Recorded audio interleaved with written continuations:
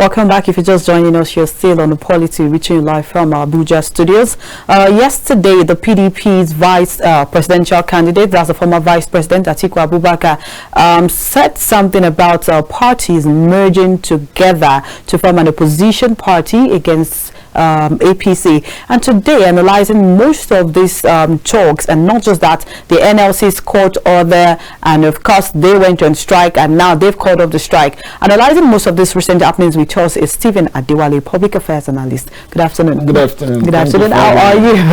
Good to see you again. How is the economy treating you? This is one question I like to ask every of my guests, because the way Nigeria is going right now, it's pertinent to actually ask this particular question. Well, thank you. It affects everybody. Okay. So we just have to keep praying and be optimistic that things will change. Okay, all right, things will change. I like that. Someone already said we Nigerians, our second name now is endurance. But then let's get into today's topic proper. How strategic do you think it would be for parties in Nigeria to merge? And I mean, when I say parties, I'm talking about the Labour Party, the NNPP, and of course we still have the ADC and all of that. But the major parties, I'm talking PDP, Labour Party, NNPP. How strategic do you think it would be come 2027? Thank you. I think for us to have a clear understanding, we need to go back in time and understand that this is not the first time that the political parties will be merging together in the country, because we are discussing a country that is 63 years old, and in the course of that 63 years, we've had a series of experiments with democratic systems. The first political merger in the history of the country happened between 1963 and 1966. That was during the First Republic. And at that time, Action Group, that's AG from the West. There we also had another party at the time, NCNC, that's led by from the Abat Macaulay.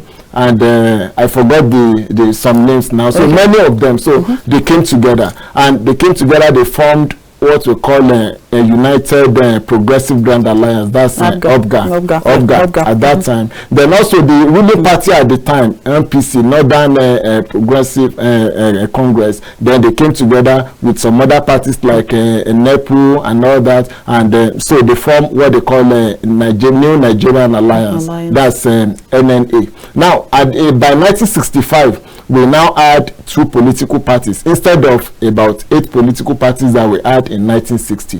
But at the end of the day, NNA emerged as the winner of the election. But that still did not solve the problem of the country. In fact, few days to that election, the first military coup took place. That was on January 15, 1966. Then in 1979, we also had some form of merger when the party NPP merged together with the ruling party at the time. Then that election took place. But then in 1999, also we also had a situation where AD, Alliance for Democracy, also merged with All Nigeria People's Party, that's ANPP at that time. Then in fact, before that election, ANPP already had its presidential candidate, which was Umaru Shinkafi. Then also Alliance for Democracy also had its presidential candidate in the person of Chief Olufalaye. Now, after the merger, then the Olufalaye became the presidential candidate, while Shinkafi became its vice presidential candidate. But at the end of the entire process, PDP emerged, and PDP won the election, and Olusegun Obasanjo emerged as the president.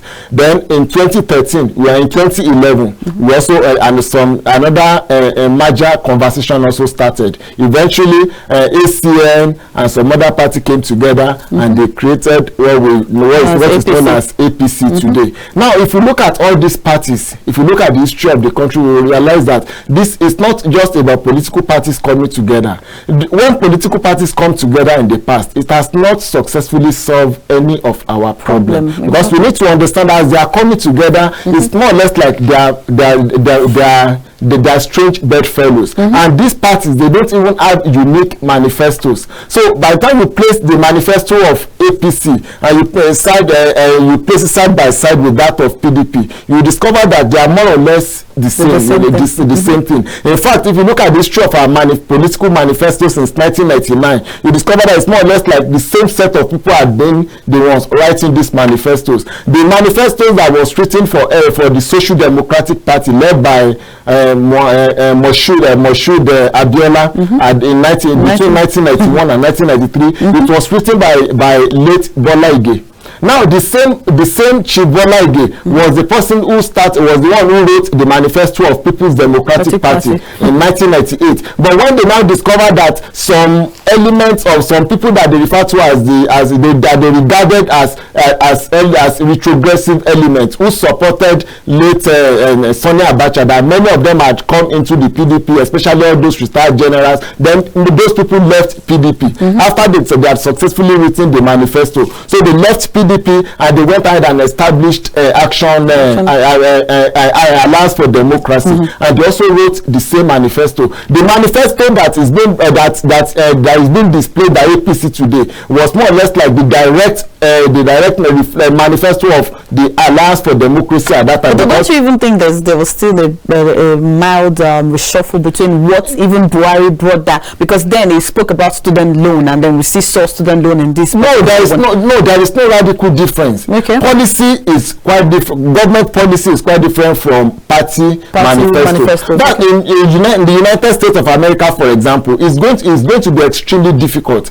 No matter how progressive a Republican candidate is, there are certain lines that you cannot just cross. And you cannot just wake up today and say, look, I'm leaving Republican, I'm moving to the Democratic Party. Because these parties already have a clear manifesto. I love that you touched that. Before you dive deeper, we are the guests today on the press, and we spoke about this particular thing you mentioned about the Republican and the Democratic, of course, and he made mention of having a constitution that bans people from moving from one party to another, or you have to be in a particular party for a given period of time before you can actually switch. But then that's one thing. But in another thing, we've seen a clear case of former governor of Rivers State, that's Nyesom Wike, of course a party member for the PDP, and now is currently a minister under the APC government. Do you actually think changing the constitution would actually even fix what is on ground right now, talking about political parties? Now, in the United States of America that we mentioned earlier, there is nothing in their constitution that forbid a politician from crossing from Republican to the democracy. In fact, we've had presidents, we've read the history of past American presidents who started their early life as Republican and they ended up as Democratic candidates. One of them, for example, is Bill Clinton, for example. He started very early as a Republican, but eventually, by the time he was contesting for the governorship of the state of Arkansas, he was already a Democrat. So there is nothing that forbids anybody. So a democracy is a matter of choice. But what we are saying is that in Nigeria we don't really have that. Even if it's going to be written in the constitution, it's quite unfortunate that our constitution is not written in a way that an average person or a layman will be able to interpret. And that is how a constitution ought to be written. But we have a constitution where by the time we go to court, the court will interpret it in another dimension entirely. So written it in the constitution that you cannot cross from one party to the other is not really going to solve any problem. And like we said earlier, there's a difference between manifesto and policy. Now, in this issue of student loan has been there, and if you look at Nigeria, we don't really have any new policy at all. Virtually all these policies, they are more or less like something that we continue to recycle, and that's why we continue to have policy somersault instead of our government to sit down and look at the reason why those policies failed in the past. We have virtually every ingredient of progress. Everything that can move the country forward, we already have them. Virtually all the agencies that is driving development in a country like Singapore, we have them here. But unfortunately here, we only have them. Those leaders are just sitting down there sharing money, but they are not really doing the right thing that they are supposed to. So at the end of the question, it's not really going to solve the problem. People have been shouting restructuring and restructuring. What are we actually going to restructure? Because we can actually restructure. You can sit down and say, look, we are going to restructure our constitution. We are going to rewrite our constitution. But how are we going to rewrite the character of the politicians who will always sit at a corner and be thinking of how they are going to circumvent the system? So this is the problem that we have. So the merger is not really going to solve, but merger has never solved any of our problem in the time past. In recently, now we are witnessing it now. In 2015, this party came on board and they said, oh, they are going to turn heaven, that they are going to turn things upside down, that Nigeria is going to become heaven and earth by the end of their 4 years in power. But now, after 8 years, the new president emerged from the same party, and he came 24 hours. He came out 24 hours ago to say that, oh, he merited a lot of liabilities from his predecessor. So now, and this, so we have a lot of problem. It's not really going to solve problem. It's not really going to solve any of our problem. Look at PDP. Look at the Labour Party. Look at virtually all the political parties. The same process that keep moving around. Now look at virtually all of them. You discover that they are not even doing. Many of them, they are doing similar things. They are implementing similar policies. Now we have this not too young to run. At that time, and we were shouting about that. Look, it's not just about writing it. That's one of the things that will make it clear to us that writing it in the constitution that politicians should not move from one party to the other is not going to solve the problem. At that time, we were shouting that look, it's not just about passing the law that a 28-year-old or 25-year-old could run for an office. That you need to look at the reason why a 25-year-old cannot even run for an office in the first place. Virtually all the people who are running now, who are in one position of authority or the other, they are people who have one godfather or godmothers somewhere. And they started from that age. Exactly, they started from that age. So, and that problem, by the time those ones are 50 years old, it will now look as if they've been in the system for a very long time. But the truth is that it's only influential people that are actually getting there. Because our democratic system is highly monetized. It has been structured in a way that if you cannot run for a House of Assembly position if you don't have at least minimum of 20 million naira. Now, if in the Nigerian settings, when you go to school and you go to university, by the time you graduate, you now have to start struggling to get work. What kind of job are you going to do for you to be able to get to mobilize about 20 million naira at the age of 25 years old? So that is why we keep saying that we need to look at our democratic system. Let's remove those clauses, those obstacles, those hindrances that continue to hinder genuine people of progressive minded, for them to that hinder them from coming into our political landscape. So if we don't do that, we'll just continue to move in this cycle and we'll remain in this cycle for a very long time. So it's not really going to solve problems. Yes, if this relay party, if they are going to be uprooted, it is very clear that the kind of political party system that we have now it's not enough. It's not strong or solid enough to remove them. So you need a merger that is as solid, probably even way solid than what we experienced with APC in 2015, for them to be able to uproot the existing party. But the truth is that with what we have seen now, with what we are witnessing now, because now the same PDP is at the National Assembly. Don't forget they are also at the different states, the state government assembly, the state government levels. Then Labour parties, their candidates are also there. SDP candidates are also there. The policies being implemented, things being introduced by the APC government, it is even all these other political parties that are even benefiting from it the most, and they are even the ones defending them. Look at the issue of a 160 million naira SUV, for example. No political party, no candidate from no politician from other political parties had said or has stood up to say, okay, no, we are going to reject even after the fact that Labour Party actually came out to tell the representatives for the party to say, oh, refute this thing, send it back. Most of them kept quiet, and some persons have actually said that silence actually speaks volumes, that particular, for them not to say anything, it spoke volume. But then my next question will be about, we've spoken about political parties, we've spoken about merging them together. Okay, now for instance, they merge, as you were talking, something shot in my head. if they merge, then what happens to people that were product of Labour Party that are in the National Assembly? Say I won under the flagship of Labour Party, or I won under the flagship of NNPP, and then I'm in the House of Rep or I'm a Senate. What happens? That's number one. Number two, speaking about continuity, one would expect that moving from one part, although we've subsequently had issues with continuity in Nigerian governance, starting from the state level, and now it looks like it has extended to the federal level, because I had a discussion with someone, I think on Saturday, and the person said most of the policies that happened during the Buhari regime is something that they've stopped with this new administration. And then which begs the question, imagine you started a 160 million naira project, and then you've invested over 100 million naira, and then you're left with 60 million naira, and then another administration comes in and cuts it short. Isn't that part of the problem we have with our economy in Nigeria? Thank you.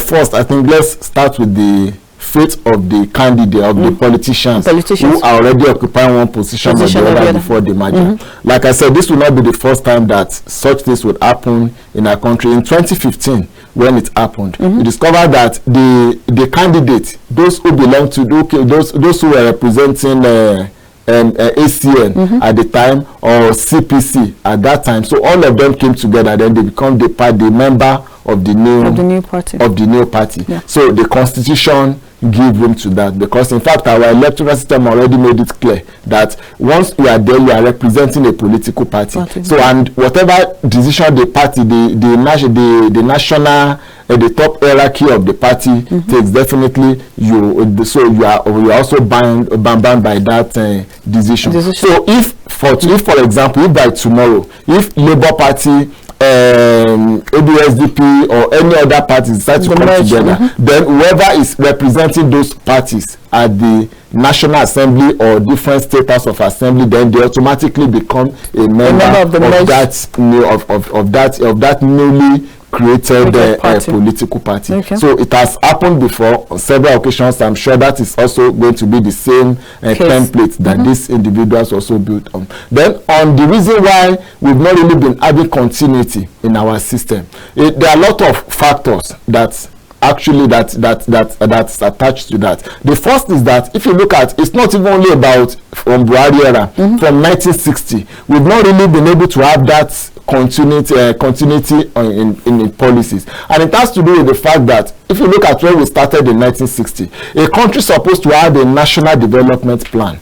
That national development plan is what subsequent administrations ought to be building or ought to build on. If, for example, if we come in and said, look, that we are going to develop Abuja, for example, to a point maybe where at least where we know that an average person in Abuja will be able to attain, they will be able to at least to probably boast of maybe 1 million naira every month, just as an example. So we know that it's not something that will be achieved, or it's not something that will be attained within the space of 4 years, but there will be a process. That's why a country needs development plan. There will be a process on how we are going, on the steps that we are going to take to attain that height. So if the government is there for 4 years and the government is able to get halfway, then that's the essence of handing over. By the time you are handing over, so we are going to tell the new government, this is where we get to, then there will be continuity. But corruption has been one of the major problems that we have in the country. You mentioned an example of 160 million.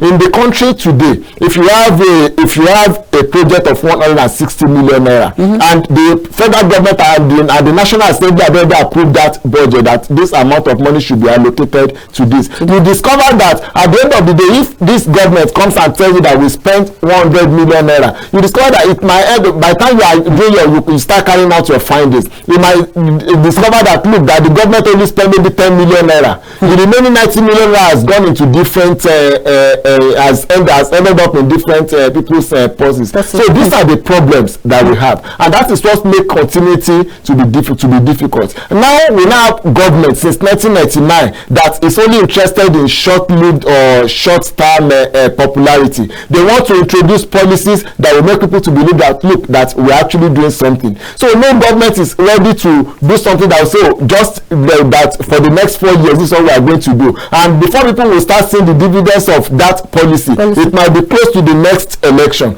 So many of them are not ready to do that. They are not ready because they realize that that most of our people, that they're only interested in frivolous things that they can easily say that we are doing this. That is the problem. We mentioned Buhari. What policies did Buhari government introduce, for example, that is even sustainable? Is it the money being given out to marketers, whereby you don't even know these individuals, you don't even have, it's not even the first time they will start that. We already had, there was a time during Obasanjo era, we had similar policy with another, that was even when they started with this national poverty eradication project. Now Yar'Adua came, Yar'Adua introduced another thing entirely. When Jonathan came, Jonathan introduced the same policy with another name, just to domesticate it and make it look like it was their policy. Then when Buhari came, then vice president started moving from one market to the other, the additional money to people without proper record. So those policies are not sustainable, because in fact even economists have made us to realize that look, that the more cash that you have in the system, then the more inflation you are likely to attract. So now our government continue to do things that will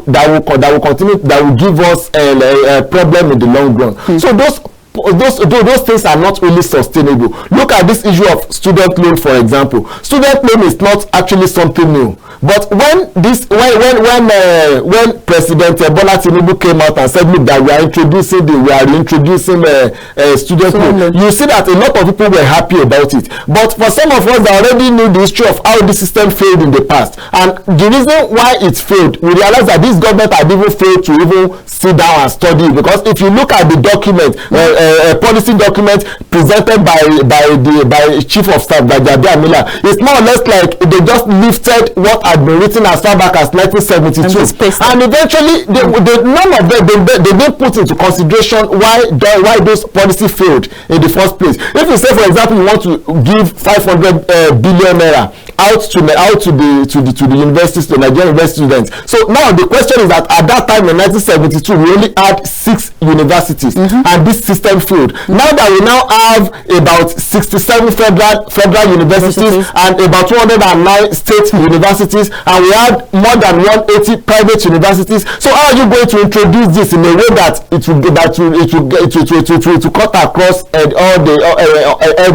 everybody in the country? Then how many students do you even have in the country? They don't even have the record. And we live in a country where even the National Bureau of Statistics don't even have the record. So this is the problem that we have. So if we don't continue to tackle this, and we continue to introduce policies that will just make our people feel, oh, we are doing this, and those policies will never stand the test of time. So that's why if care is not taken, I pray it doesn't continue like this. But if this government continues in this manner, in the next 8 years we'll still look back and it will look like we are stuck in 1970. So we hope things will definitely change, but definitely this is not the right direction to go. Okay, speaking about right direction to go, the 2023 election has come and gone. Of course, even though we still have one more to go for Kogi State this Saturday, according to INEC, and let's hope that one works out fine. Do you agree that this said election has brought out the real color? Let me use our Nigerian layman language, the true color of the election process and how judiciary is generally in Nigeria? We already know how people all cry foul. Maybe they are the people who don't really understand how the system has been working since 1999. It's even better than when we started in 1999. We are all in this country when a result will be declared at the polling unit, and by an Abuja under Professor Maurice Iwu will announce another result entirely. In 2007, it was so worse that even the president that later emerged through the process, Umaru Yar'Adua himself, came out to acknowledge that there were serious flaws in our election. And I don't really think this problem has always been there with the judiciary. But in fairness to the judiciary, we need to know that the system itself, all our leaders that have really failed us. It's not just about the judiciary. Now, if you look at those who draft that constitution, the constitution has already empowered certain individuals. Now, by the time we are going to court, these individuals are still the ones that are in charge of this evidence. Now, you are going to court, and it has already said, but once INEC, for example, INEC is one of the major actors, especially when it comes to the election. In fact, it's even a chief actor that play major roles. Now, when each time election is concluded in Nigeria, Constitution has already made it clear that INEC has already performed its civic responsibilities. So it means if you are not going to court to argue that INEC has failed in this regard, so we are the one that will have to present the evidence. And don't forget that the evidence you are presenting, INEC is the one in charge of that evidence. Just as the one that happened in Kogi State recently. Now, if anybody is going to court with Kogi, then they are even likely to waste their time in the long run. The SDP candidate has come out to say is not yes, because the evidence is not actually there. So if you are not going to court, you need to be able to prove beyond reasonable doubt that this election is not flawless. So that is the problem that we have with the judiciary. And also, if you look at the process of even appointment of all these judges, you realize that there are a lot of issues with it. Look at how they start, even from the magistrate. You know, the appointment of judges, for somebody to be appointed, you must have spent at least 10 years in legal practice. Now you start from maybe magistrate court. At the magistrate court, it's even worse at the magistrate court, because before you can be appointed as a magistrate court judge, you must be affiliated politically to whoever is in power. So it means that right from the time they're even appointing you, you already had your own you have already pledged your loyalty to certain set of people. And those people want something that you start, a journey that you start with political support. You already know that you need that same support for you to be able to get to the highest level of your professional career. So definitely you continue to water that political base for you to be able to get there. So that is why actually all the judicial pronouncements that we have been experiencing since 1999, they always have one political coloration or the other. So it's not really about this recent election. In fact, things are getting better. After all, politicians now realize that people's votes count. That's why you see them. That's why they introduce this monetization of electoral process, whereby they will bring money and they will give you money that you have to vote for us. So because before they don't care, what you have to do is just go to Professor Maurice Iwu during those days. Then whatever they say, that's the final. But now people have to go to the polling unit. It means that we're actually getting there. It's going to take us time, definitely, and hopefully it will not be too late. But from where we are now to how we started in 1999, there is hope that definitely we'll get there. But it will definitely take time. Okay, I like the fact that you mentioned the lapses of the judiciary, speaking from the magistrates to how to get to the justice and public judges. But then you've not said anything about the INEC lapses, because whether we like it or not, they've said they are the independent electoral commission. But are they actually independent? No, there is nothing independent about INEC. I already said it that when it comes to electoral processes, INEC, our constitution had already empowered INEC in such a way that no agency should be empowered, especially agency that is responsible to the people. Sorry to cut you short. Are we supposed to look at a time where we actually vote in our INEC chairman? Because if I pick someone to rule a particular parastatal, I feel like that person's loyalty is to me, and that is what has happened in some cases. Because now the previous administration was the one that, of course, appointed the INEC chairman, and of course, if we're looking at it and if you say, oh, something is wrong, the first thing people would go to is who appointed this person. There was a time in this country, about 1987, when the then military head of state, President Ibrahim Babajide, wanted to introduce a banking system that would be people-oriented. Then they called it a People's Bank.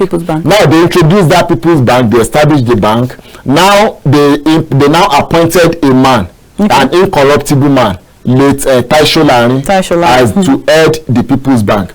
But at the end of the day, in the space of 3 years, within 3 years of the bank's establishment, that bank had they've successfully looted virtually all the resources of the bank. You know you know why that happened? Because the man sitting at the top, the then government appointed a man, an incorruptible man at the top. Meanwhile, all the other people that were appointed, right from the clerk level to the directorship level to the directorate level, all of them, they were highly corrupt people. They were the people who were loyal to one military officers or the other, and they were very powerful individuals that even the chairman of the bank himself could not even remove a good number of them. So it's not just about the leader. It's about the mindset of those who are actually leading the country. Professor Mahmood might be probably one of the best things that happened to us, but people keep talking about Jega. But Professor Jega, who was the INEC chairman at the time, he succeeded not because he was an incorruptible man. Yes, he was maybe he's incorruptible, but he was succeeded largely at that time because the then president of Goodluck Jonathan wanted an electoral system that will be open and transparent. So that's it. Because you need to look at the appointment process of all the staff, all the INEC staff. If you look at all the problems that we've been having with INEC, it's not even the INEC national chairman, especially the worst we've ever had was during the Professor Morris era. But thereafter, virtually all the INEC national chairman that have been appointed, they were always the people give high regard in terms of the image that they've built over time. But how about the other people? We are in this country during Buhari era. When Buhari decided to appoint even one of his staunch supporters as the commissioner of INEC. So, and people raised eyebrow at that time because that woman was somebody that everybody knew. All about all those other individuals, because president is the one who has authority to appoint all the resident electoral commissioners. He has all the power to appoint virtually all the staff in INEC. So then he has the power when it even comes to commissioner. Even a national chairman of INEC could not even appoint INEC commissioners. It is the president that has all the privilege and the power to appoint the INEC commissioners. So in a situation like that, so it's going to be difficult for us to have an incorruptible system. Now, what usually happen in other countries, not just about electing the INEC chairman. In other countries, there is a clear autonomy between all these electoral agencies and other agencies. There are agencies that they are so important that the president of the country should not have power to hire and fire them. The president in US, for example, the election agency, the president is the one being appointed, is the one that is appointing the head. But once you appoint them, then the president can have no right to remove them. That's because they have a working rule of law and they respect rule of law. And it's not just about having working rule of law, it's about respecting that rule of law. It's not just about our constitution, it's about having people that are even ready to abide by the letters of that constitution. But in Nigeria it's even worse, because with that autonomy is not even there in our own constitution, but it's already clearly stated in American constitution. That's why you discover that during Donald Trump era, Donald Trump contested and lost an election. When he lost the election, he started agitating and protesting that election was a flawed one, and he did not want that process to continue. Left to President Donald Trump, he did not want a situation where he did not want them to hand over to Joe Biden. In fact, he wasn't even there physically to hand over power to Biden. But that process continued. The electoral agency continued with what they are doing because they have that autonomy. But in Nigeria, we don't have that. So that is the problem that we have. There are agencies that have to have this autonomy. That's why people keep shouting about EFCC, except they are deceiving themselves. Whatever comes from EFCC is always going to have political coloration because they are responsible directly to the presidency. Then the same thing with ICPC, they are responsible directly to the presidency. The same thing with the police, they are responsible directly. Then we have INEC, they are responsible directly. So we have CBN that's supposed to enjoy autonomy. So that agency is responsible directly to the presidency. So in a situation like that, definitely you continue to see elements of political coloration in whatever decision taken by those agencies. You've hit the nail on the head. You did a perfect analysis to everything today. So I have no words. But then our viewers at home, I'm sure you guys have heard Stephen Adewale. I have no words, honestly, because I'm still trying to just run through everything he said. But thank you very much for joining us on the program today. This is where we draw the curtain for today's Polity. Thank you so much for joining us, and thank you for staying tuned. I remain Mercy Babajide. See you same time, same station to talk about more matters arising on the Polity. Bye.